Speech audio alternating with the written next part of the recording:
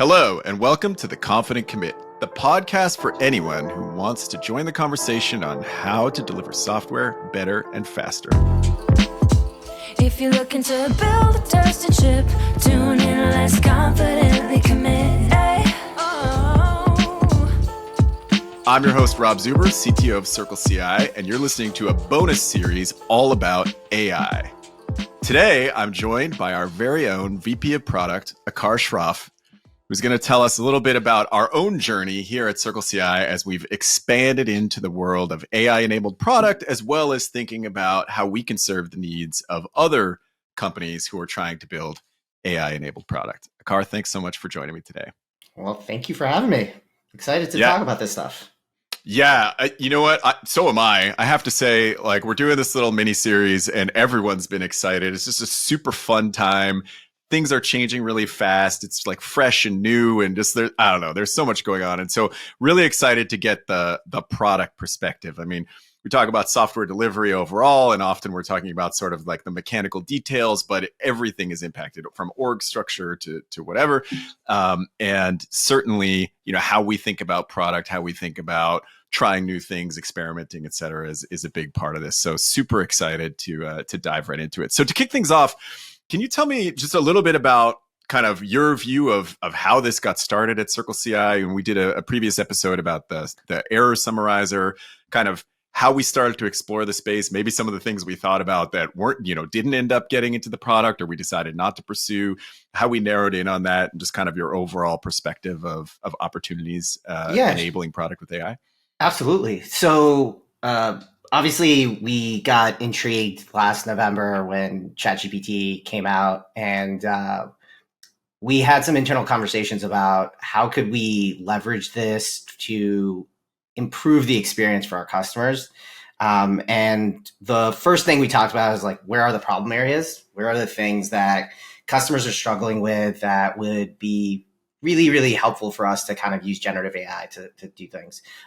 We talked about creating a chatbot ourselves, which we felt was probably not the right avenue for us. Just too much broad kind of things that could go wrong there from our perspective. And so we started thinking about alternatives on the different areas in a developer's journey on CircleCI where we could focus. The first one was, how do we get customers started, getting them really onboarded onto CircleCI? So we kind of thought about potentially helping them to generate a YAML file really quickly. And then we went down through a variety of different places in the journey. And we finally landed on, you know, what would be great would be the place where customers are really, really struggling, how to get their product into the hands of their customers as quickly as possible. And we kind of landed on errors. And errors were this kind of interesting area where we didn't want to go full on and fine tune a model and do all these things, but we realized through various prompts that the feedback we were getting from the models that existed at that point in time was enough to kind of get us started. So that's how we landed on kind of the error summarization piece, which was really the first point in our journey into kind of using generative AI. So I love that point about like picking a place to get started, right? This is something that seems good enough that we could provide some value to customers and learn from it. And, you know, I think that's a great way of thinking about product overall. We spent a lot of time in this industry learning how to be more, you know, iterative and incremental and learn quickly and all those things. But it feels like there's an added dimension of the space moving so quickly, the capabilities moving so quickly, that trying to set any kind of longer term projection would probably be misguided, you know, in an additional way. So how do you think about the impact of just the amount of motion, activity, like the velocity of the space overall, and how you think about what products to pursue? Yeah, so I think you can get, it's interesting because you can get really, really hung up on like, what's the metric we want to move, right? What's the business metric we want to move, or the customer metric? And I think in this case, the idea, again, I think just like in any other, like I'm gonna say the most cliche product thing you could say, like start with the problem, right? Like start with the problems and figure out what you're trying to do to drive value for the customer. Don't worry too much about the metrics. And as we've kind of gotten further along in this journey, as we've talked to a lot of different types of developers and people building similar products, or at least using generative AI. We've gotten to the point where it's like everybody's like, oh, we really want to move a metric, but we don't know what metric we're going to move. We don't want to, and everybody then like comes back to the conclusion is like, let's focus on the problem. What's the problem we want to solve here? So I think in terms of like that's the foremost kind of thing to think about, as opposed to looking at, is this going to build retention, drive retention, or improve acquisition? I think starting with that problem. I think the second point that's important is focusing on what is the interaction you're going to get out of this, right? Everything that we've seen up until now has been a chatbot. I mean, there are some offshoots, like you can look at like Stable Diffusion, Midjourney. It's still a chatbot. It's just generating something on the other end that's different than text. And so I think that was one of the interesting areas that we ended up focusing on was what is the interaction that our customers can take to kind of leverage what we're going to give them. And we actually purposefully decided not to introduce anything that would explicitly have them enter text in. We were like, yeah, that could work, but we think that the best way of doing this is just to give them the option to actually execute something, and then based on that, providing them with feedback. But again, as you pointed to, this area is changing so significantly, so fast, and what we continue to discover is that there are so many more improvements that we can continue to make, and so it's just how do we iterate and how do we get better every day and understand a little bit more of what's happening in the space. Yeah, and on that point of understanding a little bit more, I was thinking as you were describing that, like, even if the thing you start building doesn't end up being of value, the foundation of knowledge that you're getting, that's sort of like, even I think in the process of the error summarizer, we talked about this a little bit on that episode, but we weren't quite sure what to build first, just that there was probably something, and learning a little more about the tools started opening up. Okay, let's not go down this path of chat, but maybe there's some other thing that we can do, right? So I would think that making the investment is going to pay off, even if you don't have a clear picture of where it is you're trying to go, because getting that knowledge that so few people have, things are changing so fast, it gives you fresh ideas, new approaches. So if we want to broaden that out beyond CircleCI and think about other products, like everyone's dabbling right now, people are trying to figure out what to do. Do you have any advice for other product managers, just in how you think about it as a product that you would recommend? I mean, you talked about thinking about the problem first. Anything else you would add in terms of whatever space you're in? How do you think about this as a PM? Yeah, so my recommendation to anybody in the PM space right now is just to start using any of the tools that are out there, right? So go test out ChatGPT, Midjourney, use LexAI, writer.com, kind of rewind. There's a bunch of tools out there that you can start using and understanding what actually generative AI does well right now and what it doesn't do well. And I think using that as your baseline to start building on your PM toolkit, right? So within product, we talk a lot about what is in your tool belt, what's the toolkit, what's the next tool you want to use to make a decision. And I would say that generative AI is just that one added bonus into that tool belt that you can kind of look at and say, all right, this is a problem in my space. We got to figure out a solution. How can we use potentially generative AI in this space? Or, maybe it's just some heuristics that we can use to kind of solve the problem that we're trying to solve. And so that's the first thing I would do, is just like get on all the apps that are out there and just like basically start using them and figure out what does it do well and what doesn't it do well for you. And then use that as a baseline when you're trying to solve problems. Yeah, I really like that you called out not just ChatGPT, but Writer.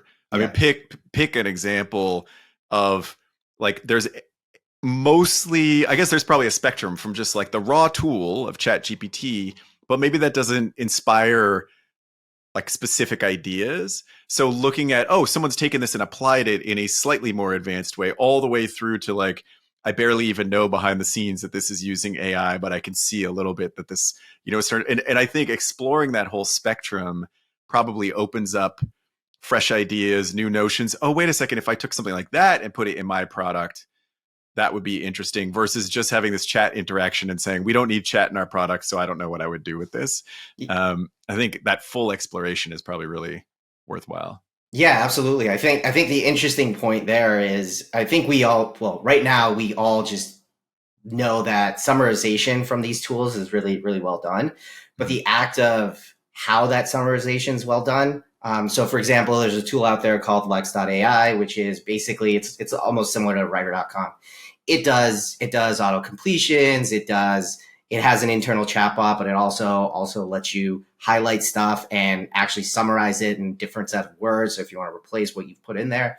And so the interaction is completely different, which I think is very important as we get kind of to the next step in this whole kind of paradigm. Is we're going to move away eventually from the chatbot. And you said something that was really interesting, which is like, you don't even know if the AI is there, that there's AI behind there. And I think that's the next step in the journey, which is like, oh, I'm just using something, it's working, it's super personalized. So behind the scenes, maybe I'm thinking there's AI, but there's nothing that says it's AI in front of me, right? And I think that's the user experience that we're going to get to in probably the next 6 to 12 months, where some of these things will fall away from just like the chat interfaces that we know today. Yeah, I think that makes a ton of sense. I saw this. I think I might have been telling you about this, the other day. But this demo at an AI conference, or someone was talking about effectively a game where the NPCs, non-playable characters, had this rich understanding of kind of any conversational context because it didn't have to get programmed into the game, and so that like unbounded immersion is really fascinating. I think it also comes with some fascinating risks that we won't spend all our time talking about, but like that, when you think about it in that framing, not just can this summarize something for me or whatever, but if I'm creating, especially those sort of immersive experiences, what does that open up for me?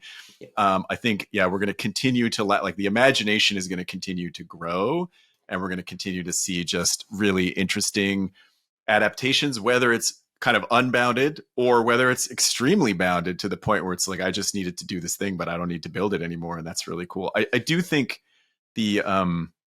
I think I've said this many times, but the simplicity of the interface of a Chat GPT overlaid on the complexity of the technology is something we haven't seen maybe ever, if so, in a really long time. Like the ability to try so easily something that was so hard to build is super fascinating. I'm curious how that ends up affecting how you can think about product. Like the cost of experimentation is ultimately quite low, right?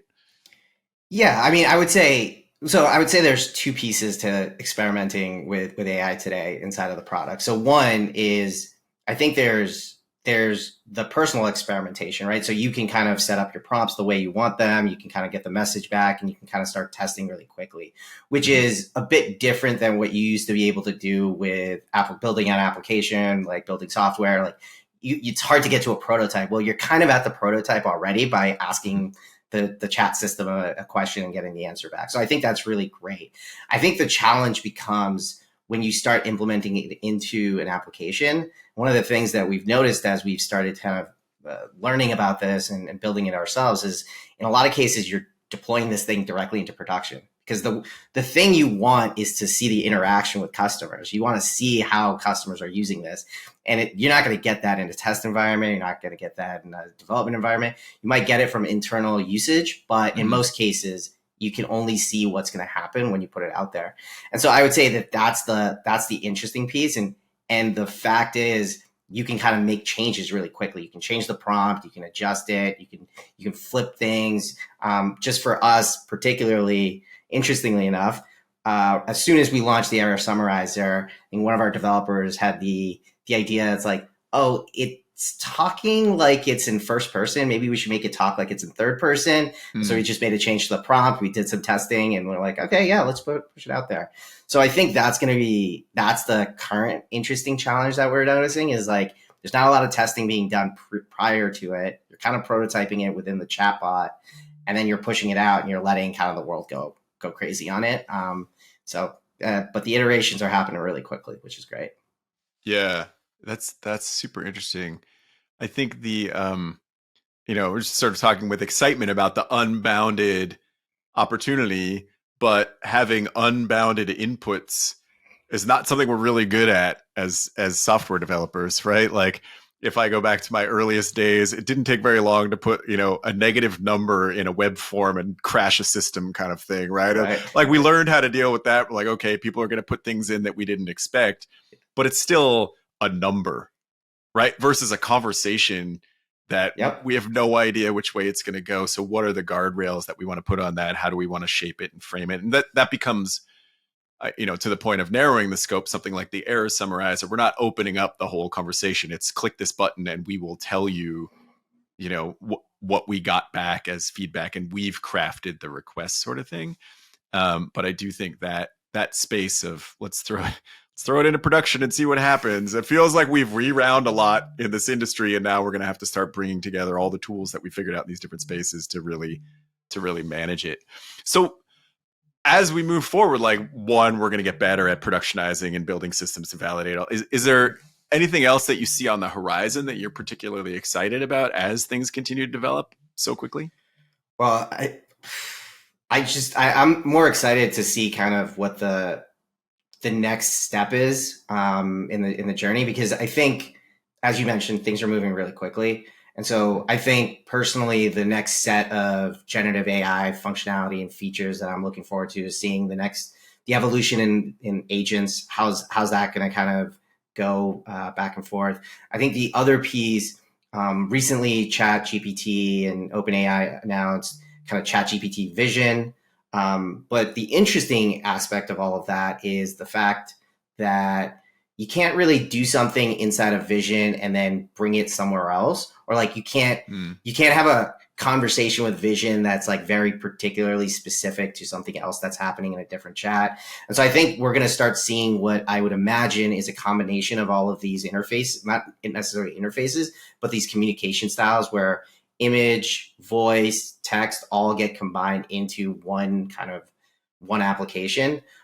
Right now, I think everything is disparate and you're having to do things in different places. So it's like the Mid-Journey, I create an image, then I have to go talk to ChatGPT about something else. Like, I think we're going to start seeing that kind of consolidate. And I think all of that begs the question of what's next with at some point, I think we'll hit like a level where we start kind of leveling out. But I don't necessarily know if I see that anytime soon in the near future, at least. So, but yeah, all of that is super exciting to me.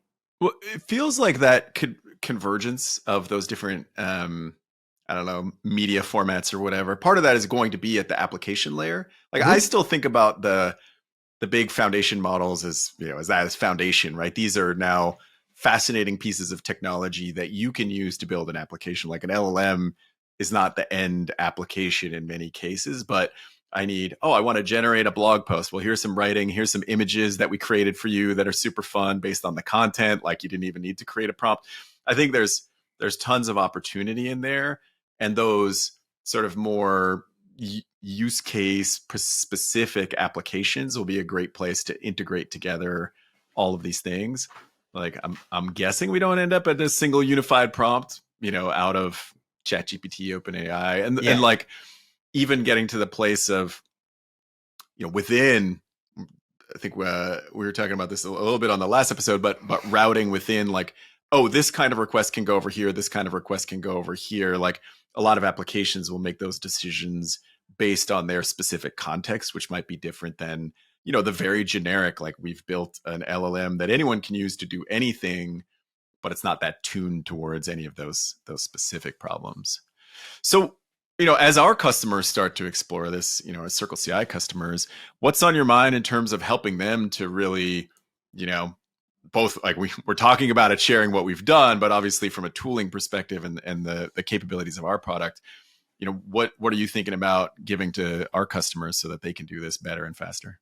Yeah, so I think there's a few things that we're looking at. So one is the testing, right? We've talked about it. This is non-deterministic testing. How do we provide kind of a platform that lets you understand what's happening, what's going on? How can we automate it? So one of the interesting things that we've been hearing in the market today is that in a lot of cases, a lot of the things that people are doing feels very, I'm going to date myself, but like early 90s, late 90s, when people were starting to mess around with building web pages and using things like CGI and all those things that people don't remember. And so there's a lot of manual interaction happening. People are keeping things in spreadsheets, prompts are in a text file, so I think what we want to do is help automate a lot of that so that customers don't have to do the manual interventions. I think the second piece of that is when changes happen in those places, we want to be able to kind of immediately validate that kind of change, right? So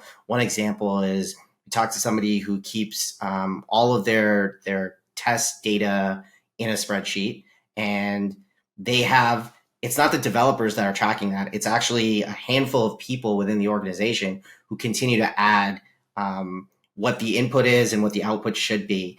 And they're manually running those evals every time something changes. And so we were like, oh, we can definitely automate that for you. Anytime you change your spreadsheet, we will run a pipeline that evaluates and tests and validates. And if it's successful, we'll let you know. And if it isn't, we can kind of let you know, and you can do what you need to do to kind of change the behavior there. So that's super exciting. I think we're going to continue going down that path. But our goal over the next few months is to really lean heavily into what developers are doing. How can we help them? How can we make sure that they're able to be confidently delivering these AI-enabled products, and focus heavily on kind of automating a lot of this manual cruft that they're dealing with today. Yeah. Well, that makes a lot of sense. And I think the tools are all there in pieces, but they're spread out, right? In terms of people tracking test cases in spreadsheets. I mean, we've been there before, through to actually how do you execute the eval. And we'll be talking much more about that and sharing a lot about that. We have some stuff that's cooking right now that we're excited to share. So all this stuff is happening fast, but we're working on it. And I think there's some really, really cool capabilities. And it is, for me, I think fun. It's funny how I was like, I think it's fun. It's definitely fun to be in a space where there is so much unknown, right? Like there's so much possibility ahead of us and so many problems to solve that, I think that's why we said right at the beginning of this, like everyone's excited to talk about this because there's so much happening. It's so energizing. There's just a ton of sort of potential and opportunity that folks are seeing. And then some really interesting problems to solve. We have all the pieces because we've done this before in many ways, but bringing them all together and then streamlining and really taking everything we've learned from software delivery and applying it, in this AI enabled space just feels like a really cool set of problems. Yeah, I would agree. I think it's as you said, an exciting time. I think it's moving incredibly fast, which is also incredibly interesting and part of the journey. And I think the ability for things that feel tangible, right? You mentioned this a little bit ago, but the fact that we started to understand what generative AI was when ChatGPT got released, even though GPT as a whole has been around for, 5, 6, 7 years at this point in different versions, but it only became understandable to a lot of us when you were able to interact with it. So I think just that the fact that it's a bit tangible now is really great. Yeah, absolutely agree. Right on. Well, thanks so much for joining. Thanks everyone for listening. If there's something you want us to talk about, someone you want us to talk to about AI, about software delivery in general, find us on Twitter. Let us know. We're happy to make that happen. And of course, if you enjoy this, subscribe on your podcast provider of choice. Aakar, thanks again for joining me. This was awesome. Thank you for having me. If you like what you heard today and want to learn more about building, testing, and delivering AI-enabled software, we've gathered all our best resources and tutorials into one place. Go to circleci.com/AI-ML to explore and start learning.